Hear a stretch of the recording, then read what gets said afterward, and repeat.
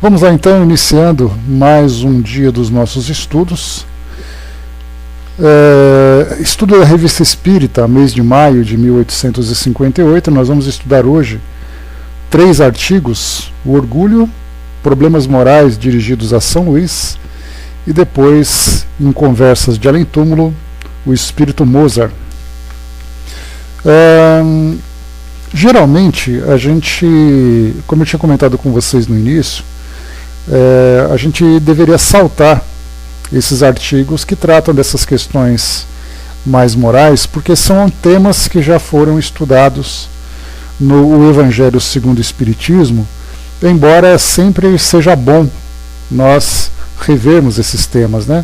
Mas a nossa proposta é conhecer um pouquinho da nossa Revista Espírita. Então, esse artigo em especial do orgulho tem aqui um detalhe interessante, né, que é uma participação de São Luís aqui de uma forma diferenciada. Por isso, então, vamos a ele. O orgulho, dissertação moral ditada por São Luís à senhorita Irmã-se do Faux.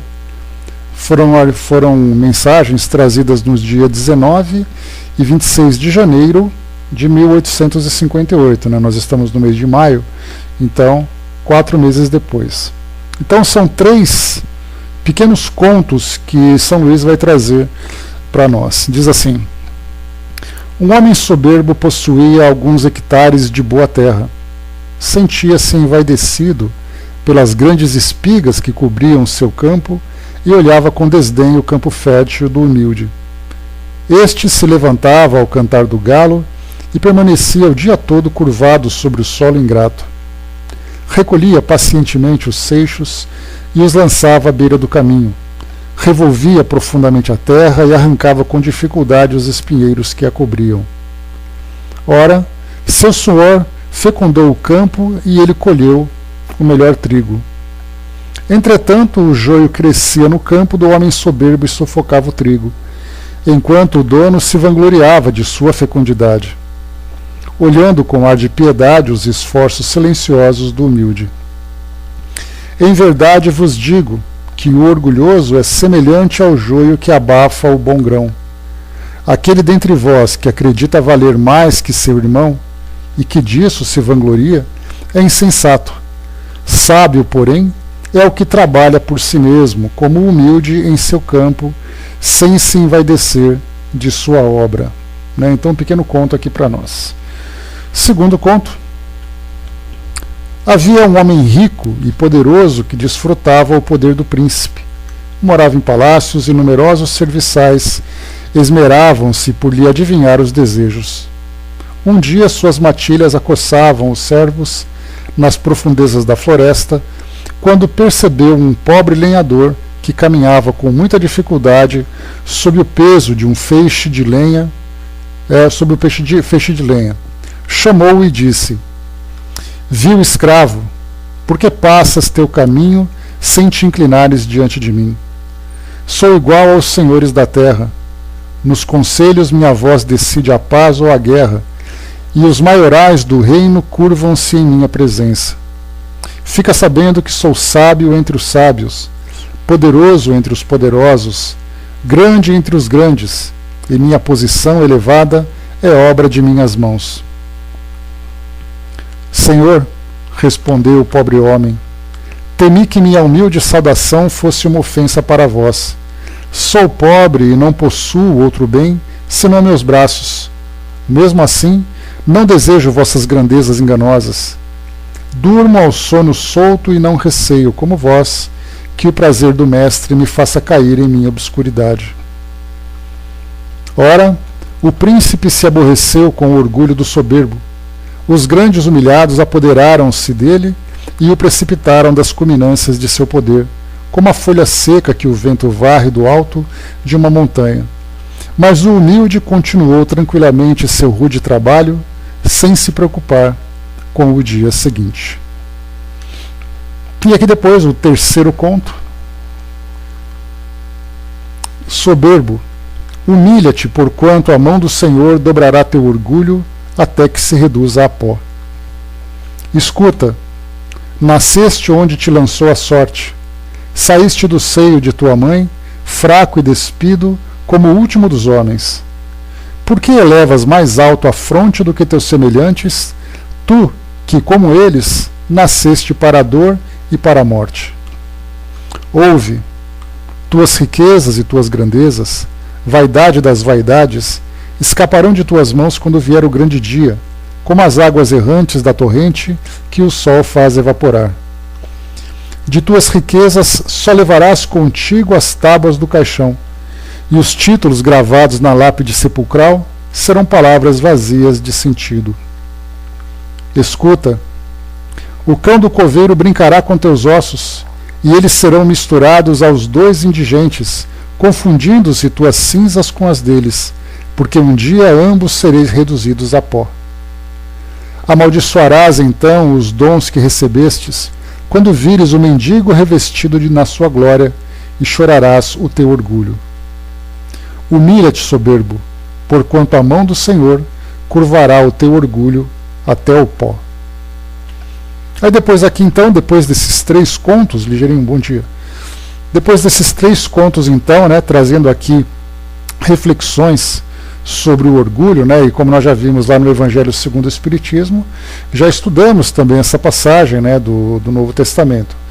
Mas aqui então, a partir desses 3 contos, Kardec, após a recepção dessas mensagens, ofereceu então questões aos comunicantes. Então a primeira pergunta foi: por que São Luís nos fala em parábolas? A resposta: o espírito humano ama o mistério. A lição se grava melhor no coração quando a procuramos. Não parece que atualmente a instrução nos deva ser dada de maneira mais direta, sem que precisemos recorrer à alegoria? A resposta: encontrá-la-eis no desenvolvimento. Desejo ser lido, e a moral necessita ser disfarçada sob a atração do prazer. Então, 2 questões, bom dia, Francis. 2 questões que foram trazidas para nós aqui, falando exatamente sobre isso, porque é uma contradição, a princípio, nós utilizarmos a metodologia da doutrina espírita, que prima pela clareza e pela objetividade das instruções, em contrapartida, contrário àquilo que vem através das parábolas, através das alegorias. Então, o orgulho, essa comunicação trazida por São Luís, vai exatamente a princípio contra esse padrão da doutrina espírita. E aqui nós lembramos que, embora a doutrina espírita tenha essa objetividade nas suas instruções, não significa que todo mundo esteja pronto para essa objetividade. Então, por isso, como foi colocado aqui nessa resposta, São Luís trouxe essas parábolas, e a resposta que foi dada a respeito desse trabalho era exatamente isso, que o ser humano adora mistérios. Nós precisamos ainda fazer esse trabalho de instruções através de elementos que façam parte do nosso cotidiano. Inclusive, ao estudarmos o livro Devassando o Invisível, ou melhor, Recordações da Mediunidade, de Dona Ivone do Amaral Pereira, nós vimos lá no primeiro capítulo, não sei se vocês se recordam, quando Dr. Bezerra de Menezes, que trouxe algumas instruções para a Dona Ivone, falava exatamente que houve a necessidade de romancear a doutrina espírita, fazendo com que esses contos, essas histórias, se assemelhassem às parábolas da época do Evangelho. Porque nós, estudantes da doutrina espírita, não estávamos apreciando a objetividade, a clareza e a profundidade daquilo que os livros da codificação traziam para nós. Então, naquela época, os livros da codificação, o Evangelho segundo o Espiritismo, o Livro dos Espíritos, um livro com uma grande profundidade, dentre outras obras, incluindo a própria Revista Espírita. Então, esses livros começaram a ser difundidos e somente os grupos mais intelectualizados da época que tinham acesso a ele, aquele conhecimento, aquelas informações. Mas o público, de modo geral, que era exatamente aquela sociedade que precisava de mais esclarecimento, de melhor entendimento sobre essa realidade espiritual, não estava se interessando por esses ensinamentos, pelo modelo como foi apresentado esse conteúdo. Então eram livros, eram textos de perguntas e respostas, eram textos de reflexão, mas não nos interessávamos porque não nos sentíamos entretidos por esses textos. E aí então os espíritos começaram a romancear as histórias. E aí foi exatamente o que o Dr. Bezerra de Menezes comentou. Essa primeira estratégia de objetividade não funcionou da forma como se esperava. Começaram então a romancear, trazer aquelas historinhas água com açúcar, aquelas historinhas que eram a princípio, né, mais divertidas, para que chamasse a atenção do público. E no meio dessas histórias eram inseridos então temas como reencarnação, vida no mundo espiritual, influência do mundo espiritual, tudo aquilo que nós estudamos, né, nos pilares da doutrina espírita. Começaram então a surgir romances, essas histórias mais complexas, trazendo ali ensinamentos também mais profundos, mas ainda assim mantendo essa estratégia.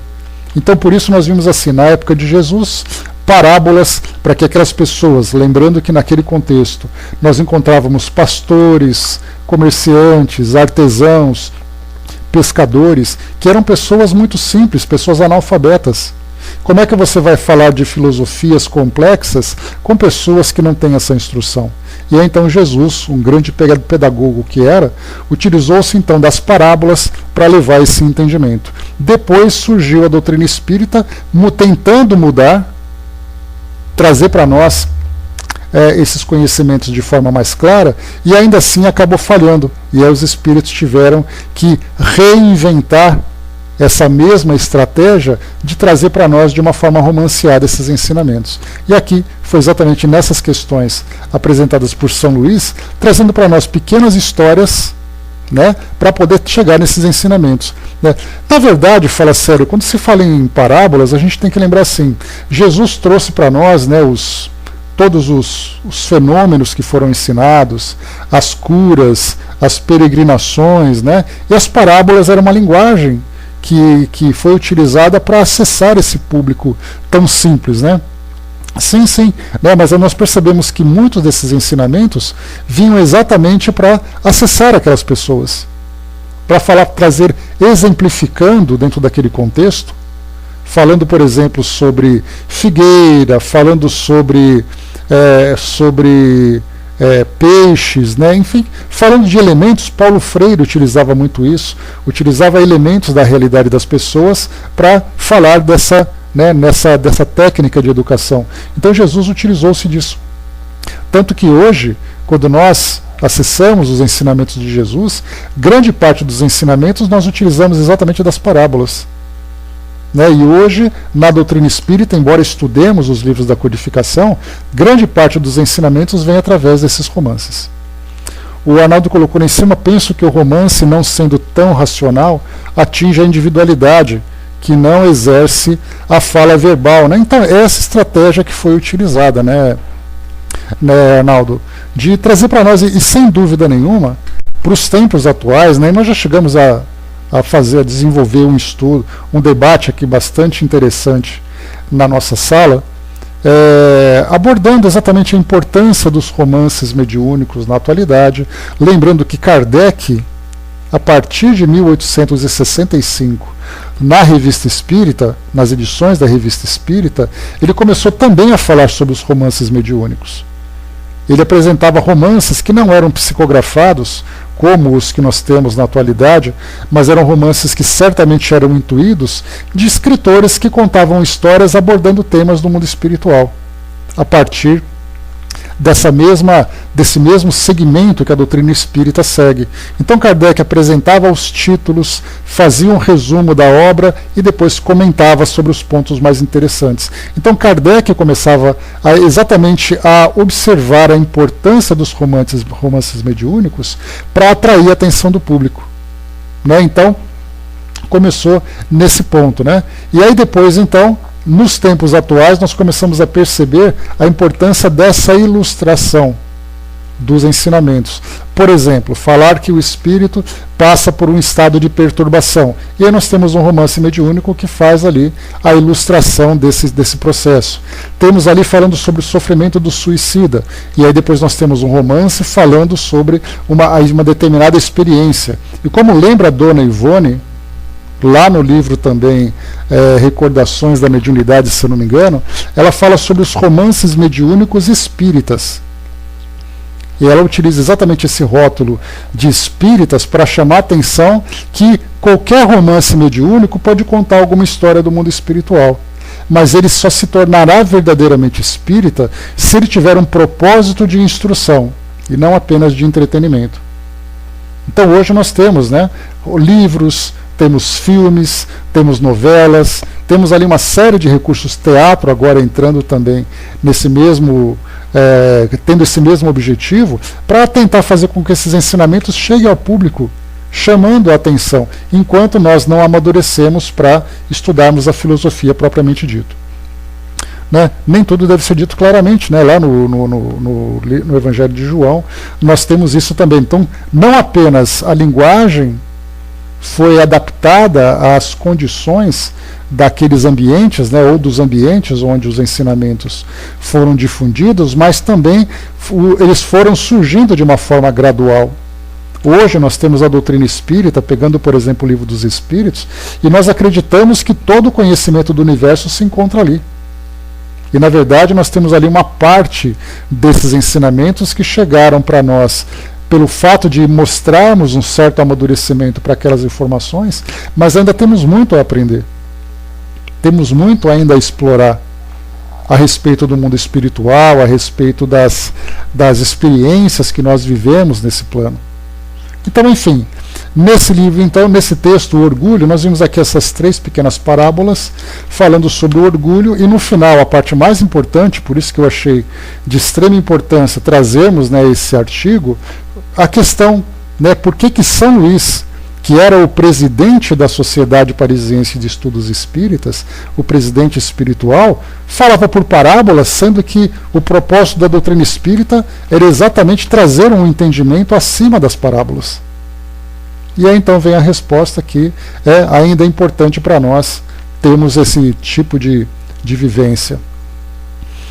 Né, até hoje não se entende o ensino de Jesus, por que será? Né? A gente vai, né, o problema das parábolas, na época, claro que aquilo que foi apresentado nos evangelhos, né, dá para se entender de uma forma bastante clara que é um resumo de tudo aquilo que Jesus apresentou.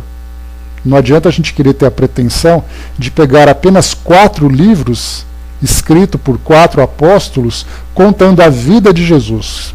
Obviamente que não é assim que as coisas acontecem.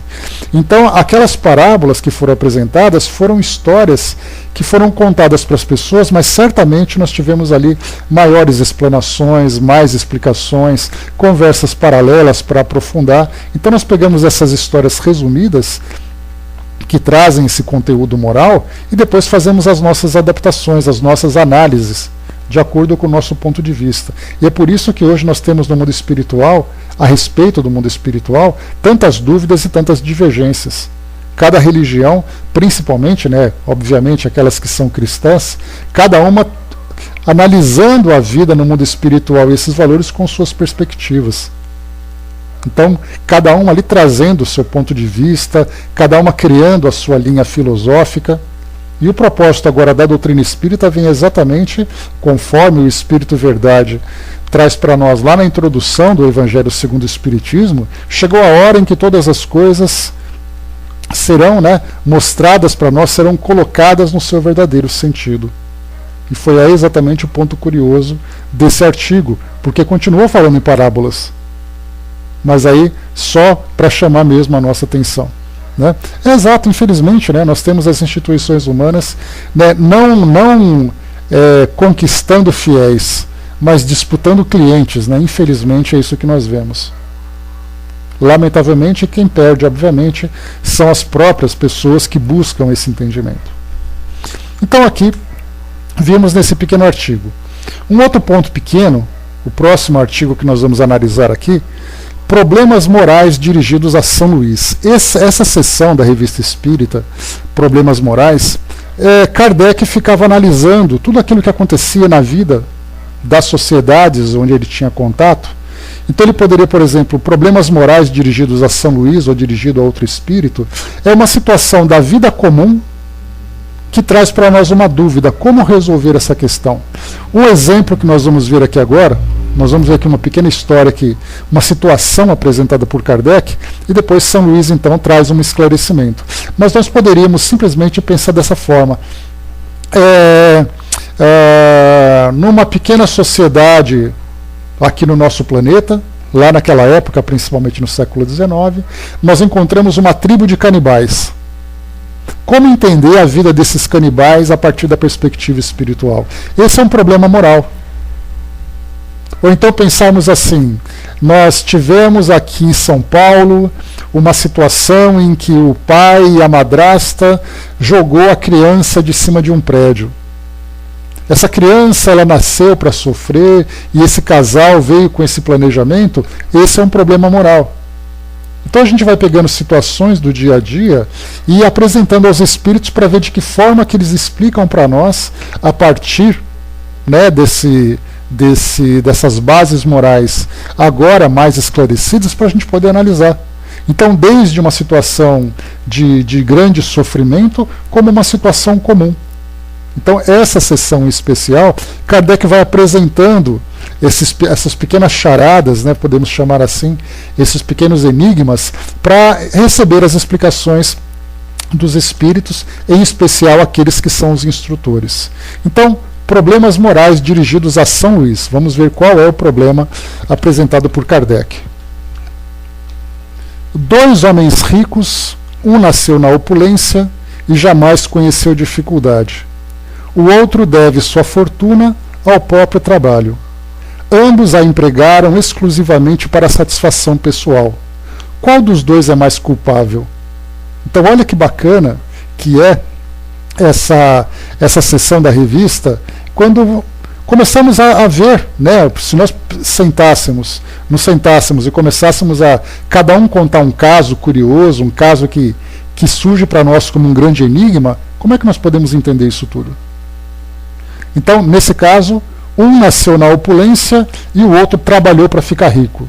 E os dois usam dinheiro para o seu prazer. Qual dos dois é mais culpado? A resposta: o que conheceu o sofrimento. Ele sabe o que é sofrer. Então olha que resposta importante. Aquele que nasceu já com a riqueza pronta e aquele que trabalhou arduamente para conquistar. Qual que é aquele mais culpado de usar esse dinheiro exclusivamente? É aquele que trabalhou. Porque através do trabalho, através do suor, ele soube o que era o sacrifício.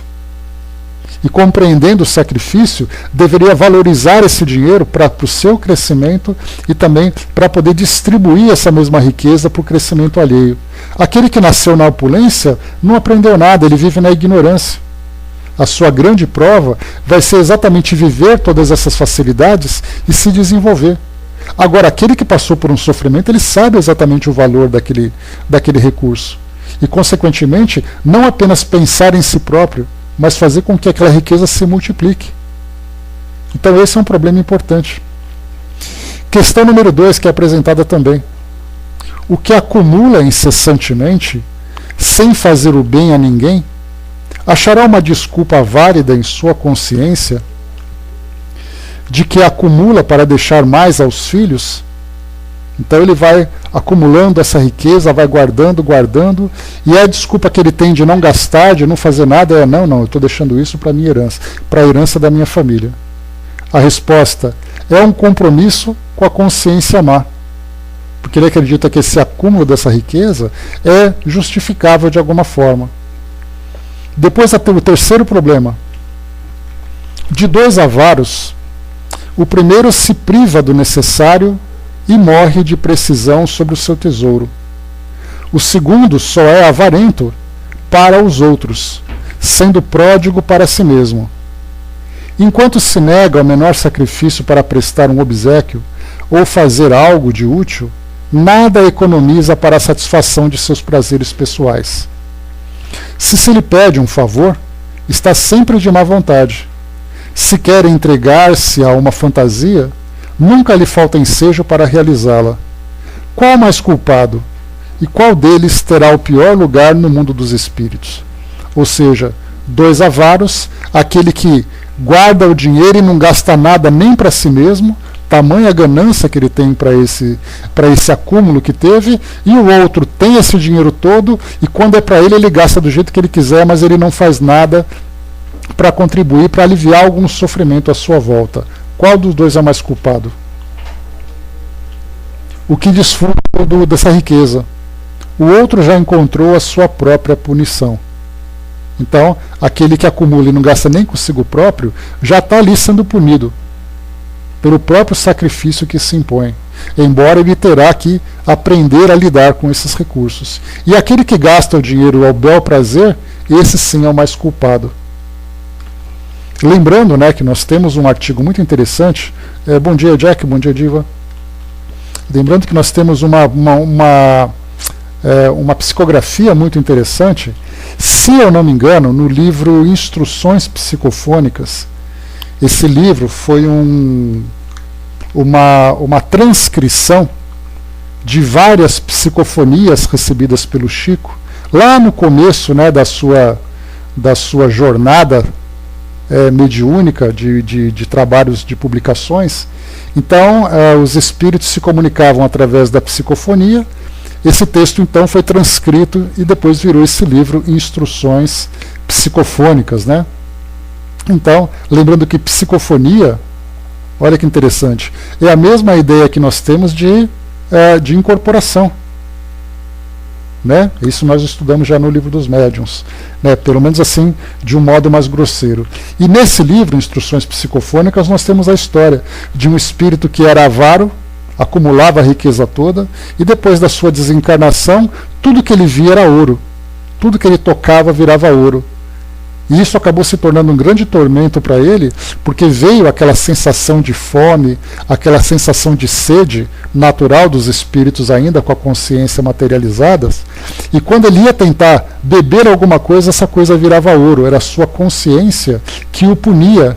E obviamente nós tínhamos também as influências exteriores que faziam com que ele ficasse restrito nesse pensamento. Então não era apenas ele que pensava, era uma punição que ficava mais,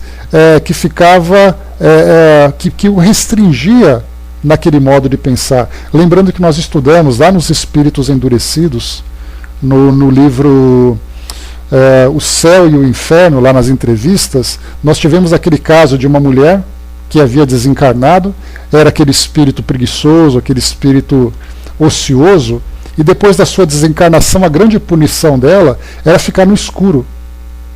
Era apenas aquele ambiente escuro, solitário. E aí então Kardec colocou que esse tipo de punição estava sendo imposto a ela. E aí ele chegou à conclusão que provavelmente havia então ali a interferência dos espíritos para fazer com que aquela mulher sofresse aquela punição. Então, nesse caso do ouro que nós tivemos, é a mesma coisa. O espírito então vai vivenciar ardentemente essa riqueza. Inclusive, uma das passagens, ele vai então para uma igreja para implorar por ajuda, e o que ele vê no altar é exatamente o cofre de um banco. Então a sua visão ficava criando o tempo todo um ambiente de riqueza que para ele se tornou um grande tormento. É aqui o caso que a gente vê. E o quarto problema, um problema pequeno que Kardec apresenta: aquele em que a vida não empregou, aquele que em vida não empregou de maneira útil a fortuna, encontra alívio em fazer o bem após a morte pelo destino que lhe dá? Não. O bem vale o que custa. Então, ou seja, se você está em contato com essa riqueza e você não faz o bom uso dela, e depois você se arrepende e procura recuperar o tempo perdido, e a gente lembra que o tempo perdido foi um tempo perdido. E o espírito então vai ter que refazer esse caminho para poder se reequilibrar. Exatamente, né? O rótulo se tornando mais importante que o conteúdo do frasco. Infelizmente é assim que nós ainda lidamos, né, com os prazeres do mundo físico. Então esse aqui foi o segundo artigo que nós lemos. Esse terceiro aqui, Metades Eternas, nós vimos ontem, né? Estudando o Livro dos Espíritos, falando exatamente, né, sobre simpatias e antipatias dos espíritos e metades eternas. Aí nós pegamos esse artigo, estudamos ontem, então ele já foi bem estudado e oportunamente nós estaríamos estudando exatamente ele hoje. Então ele já foi aqui digerido e degustado por todos nós, né? Ou melhor, degustado e digerido, né? O próximo artigo que vem, Conversas Familiares de Além-Túmulo, né? Mais uma vez, o que nós já conversamos na Revista Espírita sobre as diversas sessões que Kardec organizou. Nós tivemos aqui então Problemas Morais dirigidos a São Luís, era uma sessão. Essa outra sessão, Conversas Familiares de Além-Túmulo. Então são diálogos que são apresentados aqui por Kardec de espíritos que vieram espontaneamente ou foram evocados para tratarem de um determinado assunto, para trazer um determinado conhecimento. Nesse caso, nessa sessão,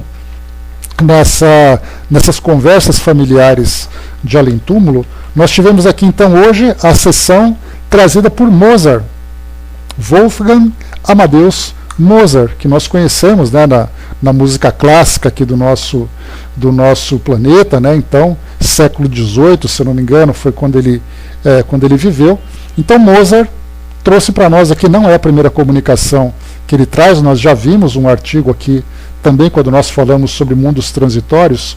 Mozart se encontrava ali trazendo algumas instruções, né? Vida em Júpiter também falava sobre Mozart e tudo mais. Então, o nosso entrevistado de hoje, Mozart. Vamos ver aqui o que nós temos de instrução. Um dos nossos assinantes, nós estamos aqui lembrando, né, mês de maio de 1858. Um de nossos assinantes nos comunicou as duas entrevistas seguintes, que se deram com o espírito Mozart. Ignoramos onde e quando se realizaram. Desconhecemos o interpelante e o médium. Somos, pois, completamente estranhos a tudo isso. Então é importante que Kardec coloca essa observação inicial para se isentar do conteúdo que vai ser apresentado. Mas se ele traz para nós essas informações, é porque foram informações analisadas e coerentes com o ensinamento doutrinário, né? Ele não traria para nós uma informação que trouxesse, né, mais confusão do que instrução. Tá ali, o Dudu colocou Viena, obrigado Dudu, na Áustria, 27 de janeiro de 1756, século XVIII. Portanto, foi quando o Mozart nasceu aqui no nosso planeta. Notar-se-á, no entanto, a concordância perfeita entre as respostas obtidas e as que foram dadas por outros espíritos sobre diversos pontos capitais da doutrina, em circunstâncias inteiramente diferentes, seja a nós, seja a outras pessoas, e que relatamos em nossos fascículos anteriores e em O Livro dos Espíritos. Sobre tal analogia, chamamos a atenção dos nossos leitores, que dela tirarão a conclusão de que julgarem mais acertada. Aqueles, pois, que pudessem ainda pensar que as respostas às nossas perguntas são um reflexo de nossas opiniões pessoais, aí verão se nessa ocasião podemos exercer alguma influência qualquer. Antes de continuar, Kardec, nós já vimos isso várias vezes, ele insiste nessas colocações. Porque muitas vezes as pessoas dizem assim, mas os espíritos responderam exatamente aquilo que vocês estavam falando. Então como é que você pode dizer que foi uma inteligência extracorpórea que falou alguma coisa diferente do que vocês estão conversando? O médium poderia simular uma comunicação tratando do mesmo assunto.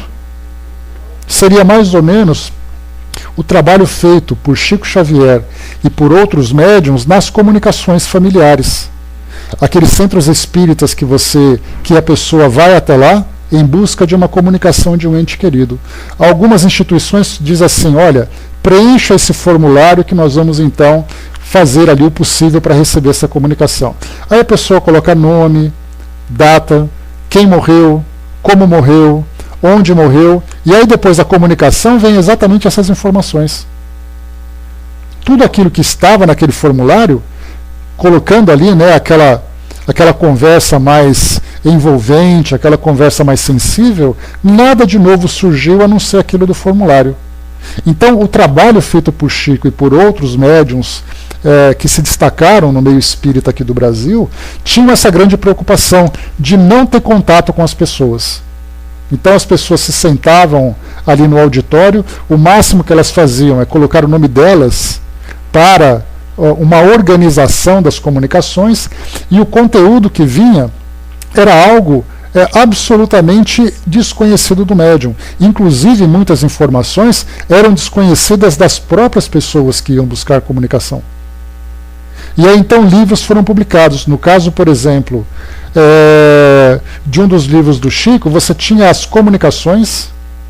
Após as comunicações, você tinha observações sobre detalhes daquelas informações que chegaram. Essas observações falavam de nomes de pessoas, de locais, de datas, e nenhuma dessas informações, é destacado isso no livro, nenhuma dessas informações foram fornecidas. Foi fornecida, nenhuma informação foi fornecida para o grupo de médiuns. Então, o que Kardec fala é a mesma coisa. Sobre tal analogia, chamamos a atenção dos leitores que dela tirarão a conclusão. Aqueles que pudessem ainda pensar que as respostas às nossas perguntas são um reflexo de nossas opiniões, por aí verão se nessa ocasião podemos exercer alguma influência qualquer. Ou seja, aquilo que foi trazido de informações eram completamente estranhas, né, essas informações, ao conhecimento do grupo da sociedade. Falando de outros mundos, falando de vida nesses mundos, algo completamente fora daquilo que era padrão na sociedade do trabalho que eles faziam. Felicitamos as pessoas por meio das quais essas entrevistas foram obtidas, bem como a maneira por que as perguntas foram elaboradas. Apesar de certas falhas que revelam a inexperiência dos interlocutores, em geral são formuladas com ordem, clareza e precisão, e de modo algum se afastam da linha de seriedade, condição essencial para se obter boas comunicações. Os espíritos elevados dirigem-se às pessoas sérias que, de boa fé, desejam ser esclarecidas. Os espíritos levianos divertem-se com as pessoas frívolas. Então, essa introdução feita por Kardec, mais uma vez se isentando desse conteúdo, mas destacando a coerência das respostas com tudo aquilo que já tinha sido fornecido por outros espíritos. Primeira conversa. Feita aqui a evocação, né? Em nome de Deus, Espírito Mozart, estás aqui? Sim. Por que és Mozart e não um outro espírito? Foi a mim que evocastes, então vim. Que é o médium? O agente que une o meu espírito ao teu espírito. Lembrando aqui que essas perguntas nós podemos observar, né? Perguntou para o espírito Mozart o que é o médium. E ele coloca que é o agente que une o meu espírito ao seu espírito. Então mostra aqui uma pergunta que não é típica de Kardec, porque Kardec já estava ali com o trabalho desenvolvido há muito tempo. Então aqui nós vemos uma pergunta bastante ingênua para aquele grupo, meio que na dúvida sobre uma definição, meio que testando o espírito para ver o que ele vai responder. Por isso Kardec coloca assim, observando uma certa inexperiência desses trabalhadores, desses consulentes, vamos chamar assim. Bom dia, Brás. Quais as modificações, tanto fisiológicas quanto anímicas, que, malgrado seu, sofre o médium ao entrar em ação intermediária? Pergunta muito bacana. Que tipo de mudanças o médium sofre quando ele se encontra em transe mediúnico? A resposta: seu corpo nada sente, mas seu espírito, parcialmente desprendido da matéria, está em comunicação com o meu, unindo-me a vós. Essa resposta, nós poderíamos aqui fazer um estudo somente sobre ela, né? Então, no caso do choque anímico, Dudu, né, quem acaba sentindo é o próprio médium, né, é o próprio espírito, desculpem. exatamente por causa dos fluidos, né? Agora, o que nós percebemos de alteração no próprio médium, nós tivemos já pesquisas realizadas aqui em São Paulo, por exemplo, em outros locais também, mas em São Paulo em especial. Tivemos em Juiz de Fora, né, vocês se lembram, do Dr. Alexandre Moreira Almeida, né, que é psiquiatra, que fez pesquisas, né, aliás, o seu doutorado foi desenvolvido, né, a sua tese foi desenvolvida sobre análise psicológica, ou análise do estado mental do médium, né? Mas aqui em São Paulo, o Dr. Sérgio Felipe, que é neurocientista, fez uma pesquisa avaliando o estado fisiológico do médium. Então, é muito interessante a pesquisa. Ela se deu da seguinte forma. O médium, então, antes de iniciar o transe mediúnico, era feita uma avaliação de eletroencefalograma, eletrocardiograma e exame bioquímico do sangue. Depois, em estado de transe mediúnico, foram feitos os mesmos exames. Depois fizeram comparação e perceberam que houve uma alteração fisiológica antes e depois. Nos Estados Unidos, fizeram uma pesquisa, esse artigo foi publicado numa revista internacional, mostrando que, no caso da psicografia, em que o médium, supostamente, dentro da visão da ciência, traria uma informação que não foi criação dele, fizeram uma análise de ressonância magnética. Então, o médium foi submetido a essa análise através desse exame, em que ele criava uma história. Então ele começava a contar uma história como se ele estivesse escrevendo uma redação, inventando uma informação. E aí então, da ressonância magnética, mostrava uma determinada atividade numa região do cérebro, exatamente naquela parte onde existe a criatividade. Depois, durante o transe mediúnico, o médium então começou a trazer informações e perceberam que não era a área de criatividade que estava sendo ativada, mas era uma outra região. E é impossível, através desse exame, porque você não tem como alterar o funcionamento do seu cérebro. Se você inventa alguma coisa, é o seu lado criativo que está inventando.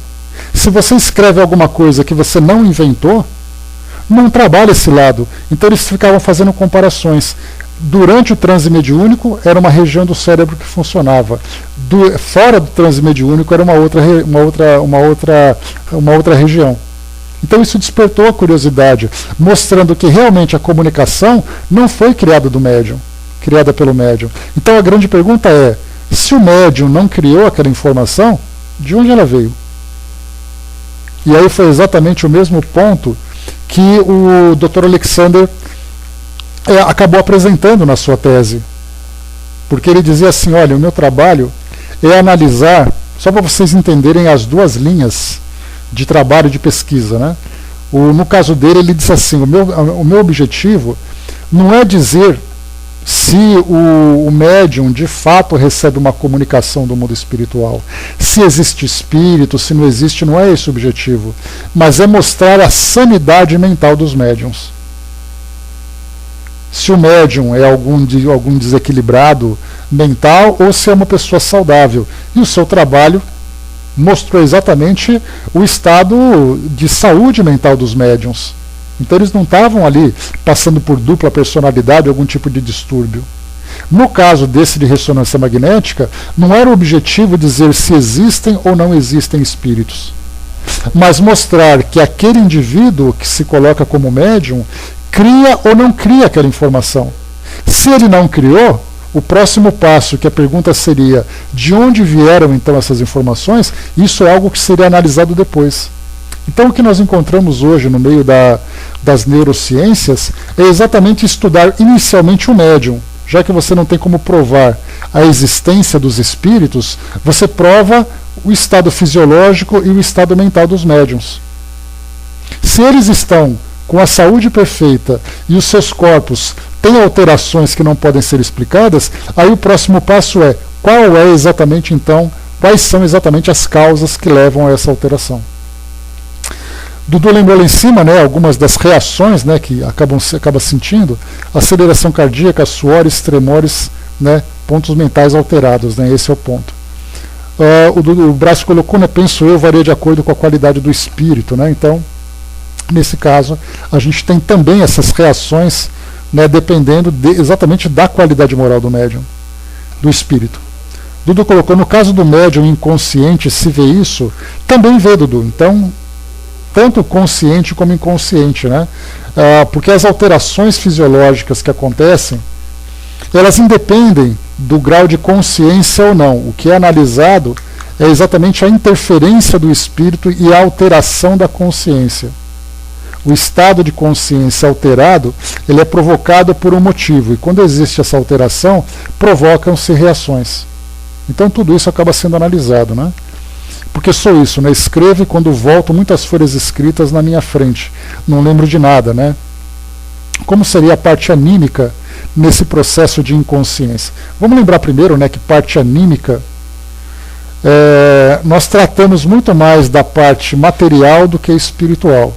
Então, no caso de um choque anímico, quem sofre o choque, como eu disse inicialmente, é o espírito. Porque o espírito está em contato com um fluido muito mais denso do que o seu normal. E esse tipo de choque é utilizado principalmente nos trabalhos de atendimento a espíritos sofredores, de desobsessão e tudo mais. Mas no caso dessas alterações, Dudu, é difícil a gente falar se não pegar um material de pesquisa para ver exatamente quais foram os médiums que foram analisados, quais foram os fenômenos que foram observados. Porque para cada, nós lembramos sempre, né, que o trabalho de desenvolvimento mediúnico ele tem um objetivo. Essa expressão desenvolvimento mediúnico muitas vezes é utilizada até mesmo dentro da Umbanda, por exemplo. Então a pessoa olha para você e diz assim, olha, você precisa desenvolver a sua mediunidade. É uma expressão bastante utilizada. Mas Kardec também já utilizou essa expressão, só que com uma conotação diferente.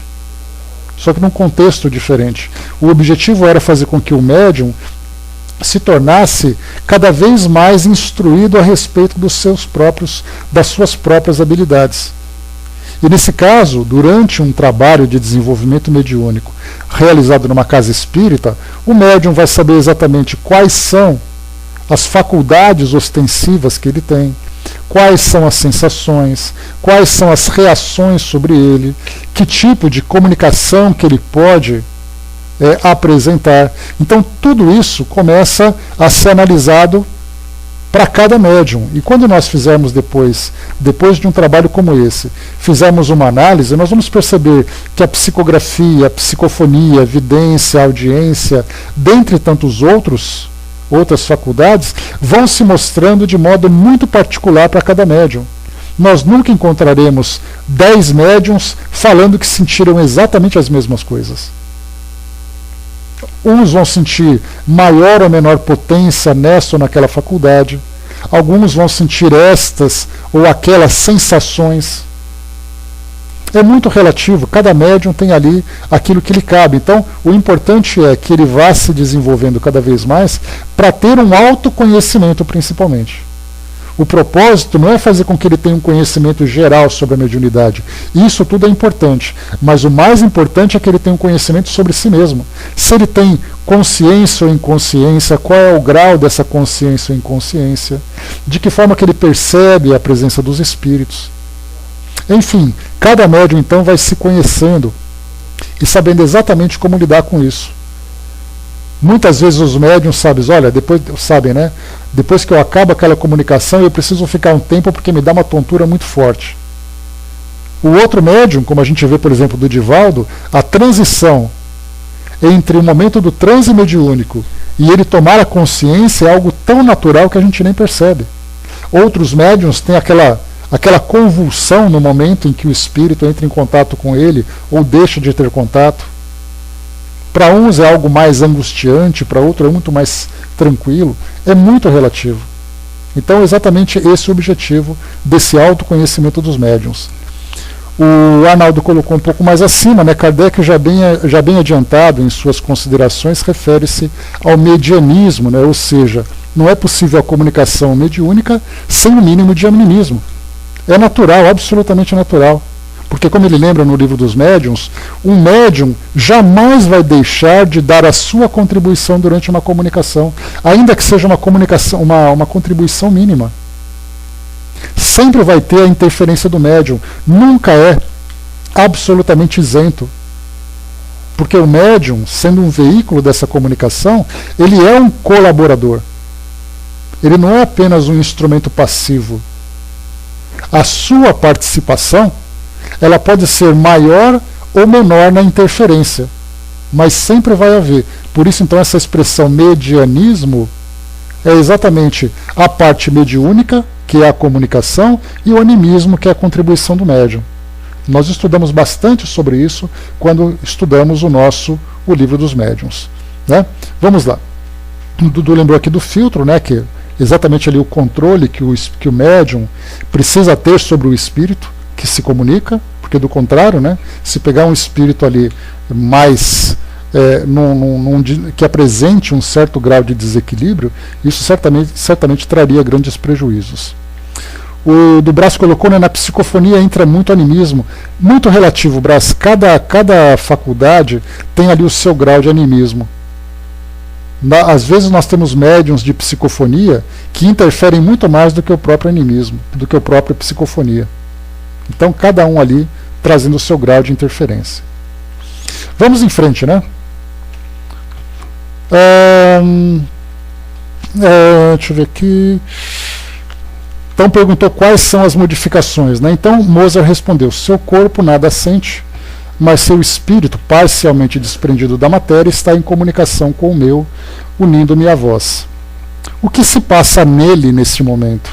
Perguntando ao espírito a respeito do médium. Nada para o corpo, mas uma parte de seu espírito é atraída para mim. Faço sua mão agir pelo poder que meu espírito exerce sobre ele. Então, nada no corpo, sabemos que há interferência no corpo, por causa dessas alterações fisiológicas, mas nada comprometedor. Agora, no caso dessas comunicações, do controle que o espírito exerce sobre o médium, esse controle pode ser maior ou menor também. Aqui ele está falando da interferência sobre aquele médium especial que permite essa comunicação. 6. Assim, o médium entra em comunicação com uma individualidade espiritual diferente da sua?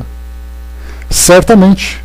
Tu também, sem que sejas médium, está em contato comigo. Aqui ele já fala sobre as intuições, sobre as influências, né? Aliás, nós já tivemos alguns debates aqui na doutrina espírita, no meio espírita, a respeito do que é influência e do que é mediunidade.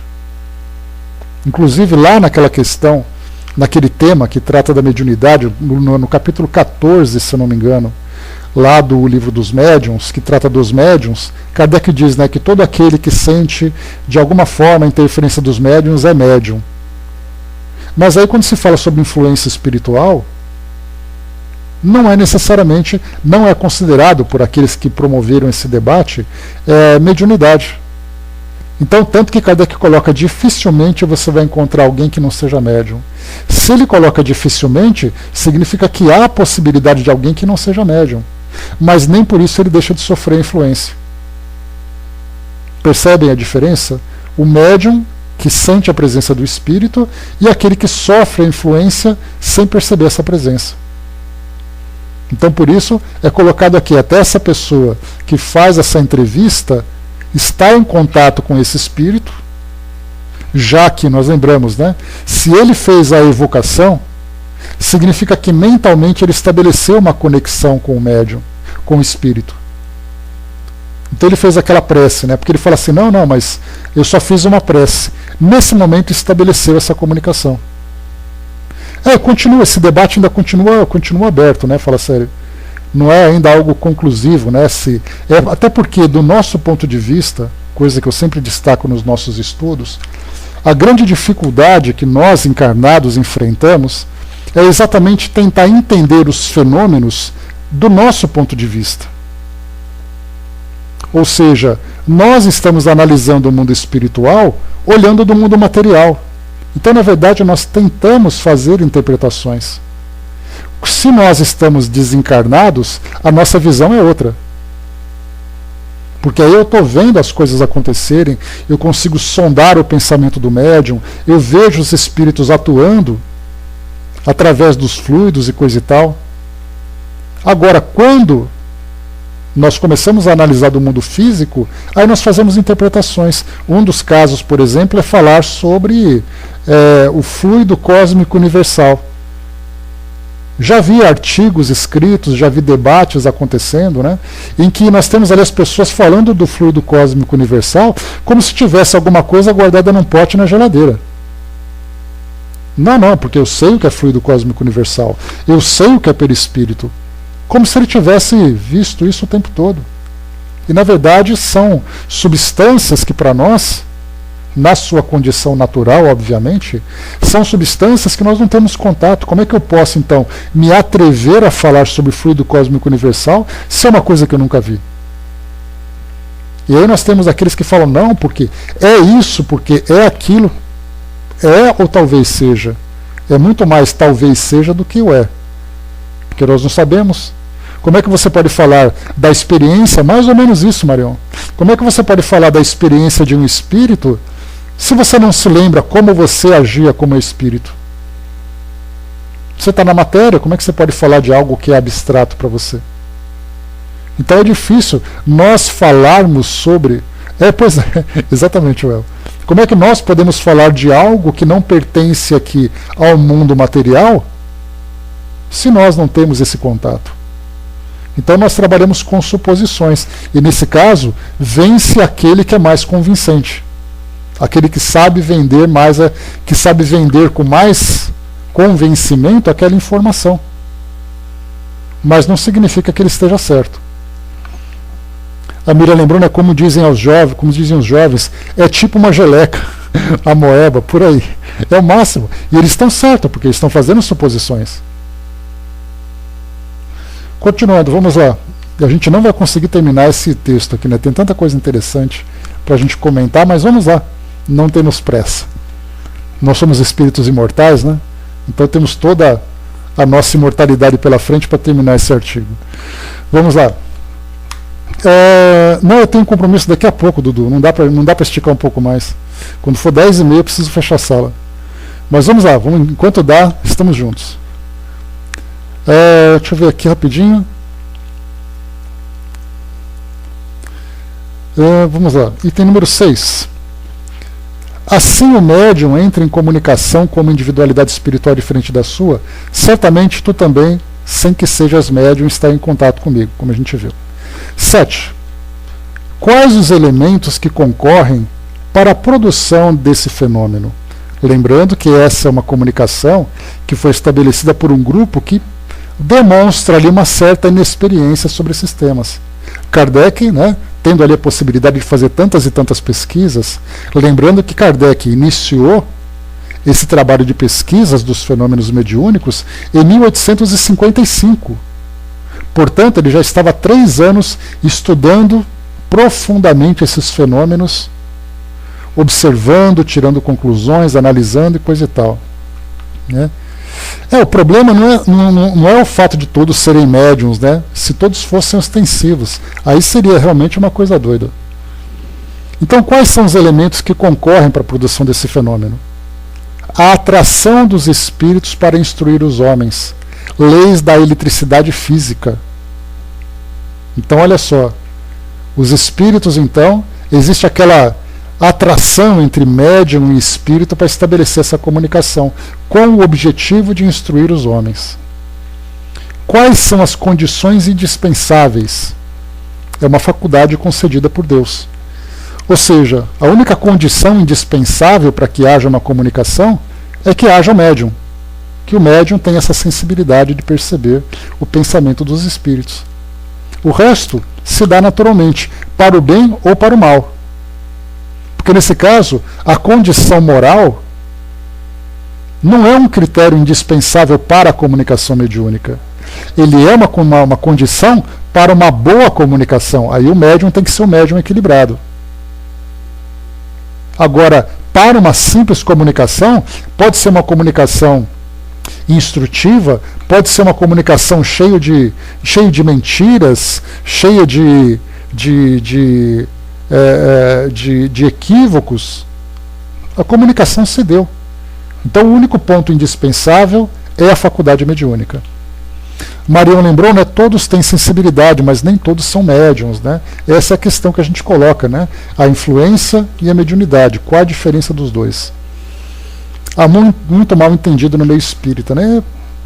Falta de estudo, falta de pesquisas. Muitas vezes as pessoas trabalham com boa vontade, mas acabam agindo de um modo muito mais intuitivo do que objetivo, né? Então você acaba tirando conclusões ali equivocadas muitas vezes.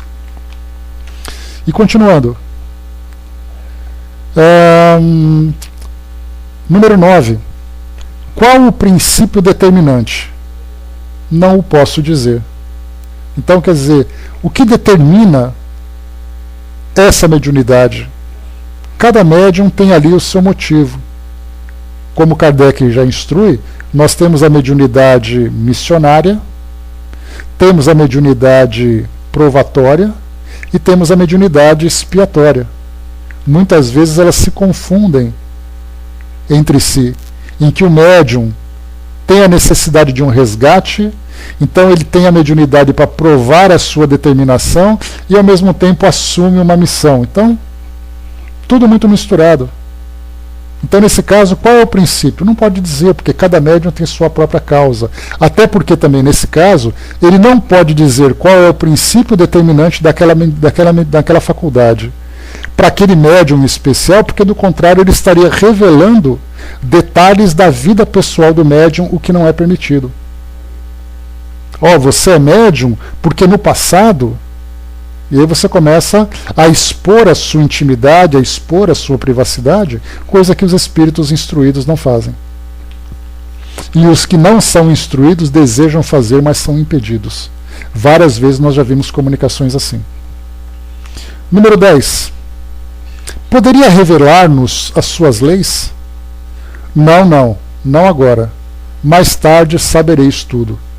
Então, todo esse processo, né, como é que começa, como se dá, então são questões técnicas que o espírito aqui nesse caso não tem por que revelar agora. É algo que nós ainda não temos capacidade de compreender. Arnaldo lembrou aqui, esse é um dos problemas, né, quando dizem você tem que trabalhar para utilizar a sua energia, senão vai ficar doente. É um dos casos que a gente tem também, né, dessa grande ideia que se você se tornar médium, você começar a trabalhar, os seus problemas vão se resolver. Então, nós sabemos exatamente, né, que é importante o médium se equilibrar perante a própria mediunidade. Depois, o que ele vai fazer com ela, aí é problema dele.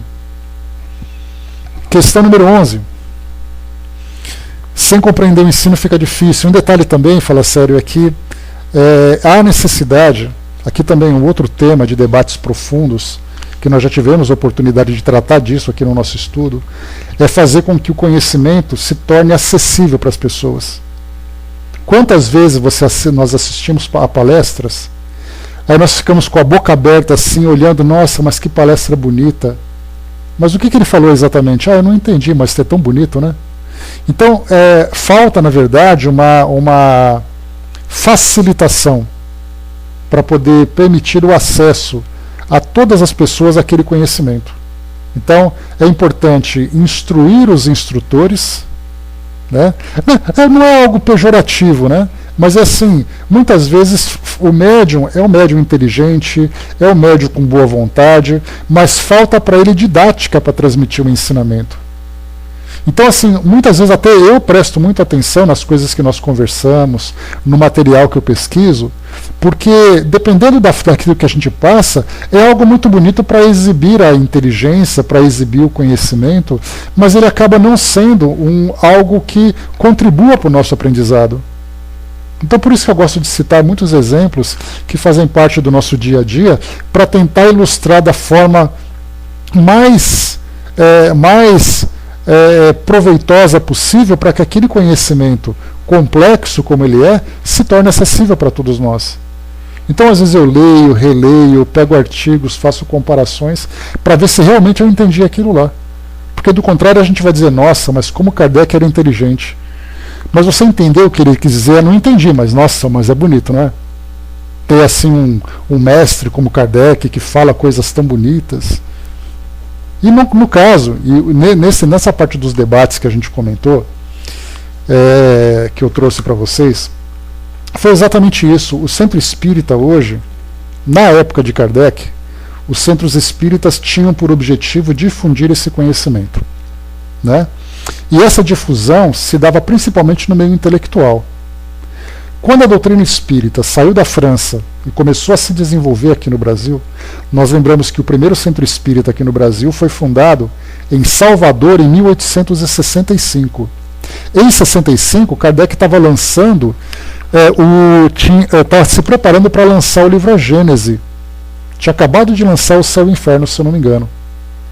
Então, em 65, quando veio para o Brasil, naquele meio intelectual de escritores, de advogados, e, enfim, pessoas com bastante instrução, o Brasil, só para a gente poder ter uma ideia, era um país escravagista.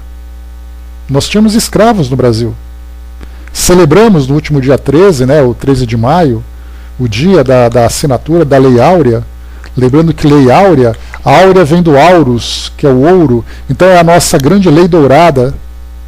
Então, nesse momento em que foi assinado, nós, em 65, quando foi fundado em Salvador o Centro Espírita, o Brasil era escravagista, então era um povo sem muita cultura, um povo ainda de muitos camponeses, de pessoas.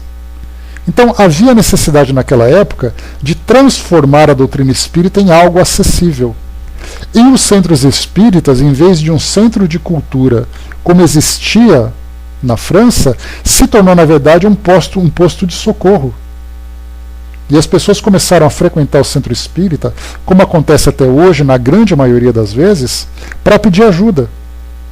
Então você tem que fazer com que as pessoas entendam a doutrina espírita numa linguagem que seja acessível, não apenas através dos romances, como nós conversamos no início, mas que um palestrante, um instrutor, um professor que ajude lá no desenvolvimento do estudo de uma obra, tenha uma linguagem que as pessoas entendam. Que você fale para as pessoas que elas estejam te acompanhando no raciocínio, para depois no final ela saber exatamente o que foi passado, de que forma que agora ela entende a doutrina espírita. Por isso, então, nessas palestras que a gente estava comentando, é importantíssimo trabalharmos uma linguagem melhor, trabalharmos, né, a literatura melhor, a transmissão desses conhecimentos, para que as pessoas, uma pessoa comum, que está sofrendo porque perdeu um ente querido, uma pessoa humilde, vá a um centro espírita, numa palestra, ela se sinta confortada. E não simplesmente ela diz assim, olha, eu vou ao centro espírita, eu ouço as palestras e tudo mais, mas o coração dela não é tocado. Exatamente porque falta essa linguagem mais clara, mais acessível. Arnaldo colocou ali, estudar e compreender as perguntas talvez seja mais importante que as respostas, sem dúvida. Sem dúvida. É o que acontece hoje, Arnaldo, nos meus alunos, por exemplo, quando eles vão fazer uma prova e eles vão mal na prova, e eles não vão mal geralmente porque não sabem fazer as contas, ou não sabem a resposta. É porque eles não entenderam a pergunta. Como eles não conseguem interpretar aquela pergunta que foi oferecida, eles não sabem responder. Então, a grande questão que nós temos é exatamente isso. Entender o que a doutrina espírita quer passar para nós. Saber exatamente quais são as nossas dúvidas. A Amília colocou, Kardec falava para os padrões e para os operários ao mesmo tempo. Não tinha diferença, sem dúvida. Quem sabe responde, quem não sabe pergunta. Pois é. E quem recebe essa pergunta tem que saber exatamente interpretá-la e depois responder adequadamente. Então, meus amigos, para a gente poder finalizar aqui o nosso bate-papo, esse papo de Moser aqui está rendendo bastante para nós, né? Nós paramos aqui então na questão número 10, e olha que tem bastante, hein? São 2 comunicações, nós estamos na 10ª questão da primeira ainda. Então, falando sobre as leis da mediunidade, aqui depois no item número 11, em que termos positivos poder-se-ia anunciar a forma sintética desse maravilhoso fenômeno? Ou seja, que termos que nós poderíamos utilizar para explicar exatamente a mediunidade? A resposta: leis desconhecidas que por ora não poderíeis compreender. Então, falando de leis fluidos, falando de propósitos da mediunidade, objetivos dela, quais foram as causas para que o médium seja esse instrumento de comunicação. Então a resposta de Mozart, coisas que vocês não podem entender agora. E nós estamos ainda trabalhando para isso, né? Hoje é muito legal no meio espírita, né? Nós falamos assim, não, porque a física quântica está revelando o espiritismo para a ciência. Aí você pergunta para quem falou, mas você sabe o que é física quântica? Ah, eu não sei, mas é muito legal. Eu só sei que a física quântica está aí. Pois é, infelizmente a gente cai nessa. A Andrea colocou, para encontrar as respostas tem que começar com o que é o espiritismo. E as obras posteriores, porque lendo romances não entende nada. O romance ele traz para nós, Andréia, aqueles princípios fundamentais. Mas ele não traz uma explicação profunda sobre tudo isso. Então, felizmente, olha que nós demoramos muito tempo para iniciarmos os romances. Então nós temos as bases, estudando paralelamente livros de André Luiz, Revista Espírita, o Livro dos Espíritos, enfim. Estamos ali estudando por um lado a ilustração e por outro o embasamento. Do contrário, a gente acaba realmente caindo nesses equívocos. Vamos lá. Não, eu fui um dos leitores e adorei sem dúvida nenhuma o Violetas na Janela, né? E recomendo também para quem quiser, vale a pena. E é o objetivo desse, né, Nancy? O objetivo exatamente dos espíritos é fazer com que a doutrina espírita se torne atraente para aqueles que não têm ainda uma capacidade de acompanhar esses conceitos filosóficos mais complexos. Então, meus amigos, fechando por aqui, né, já que nós saímos aqui então dessa parte dos fluidos, a questão número 12 aqui dessa entrevista com Mozart será então o próximo tema que nós vamos estudar. Só para a gente poder ter uma ideia, as questões vão até o número 28 na primeira conversa, e depois nós vamos para a questão número 28 na primeira e 37 na segunda. Olha quanta coisa nós temos para estudar no nosso próximo encontro. Né? Mas é isso aí, pessoal. Encerrando por aqui, então, o nosso estudo de hoje. Valeu, né? Muito legal esse bate-papo aqui, essas inspirações trazidas, né, nesses textos, né, permitem que nós desenvolvamos raciocínios diversos sobre situações que nós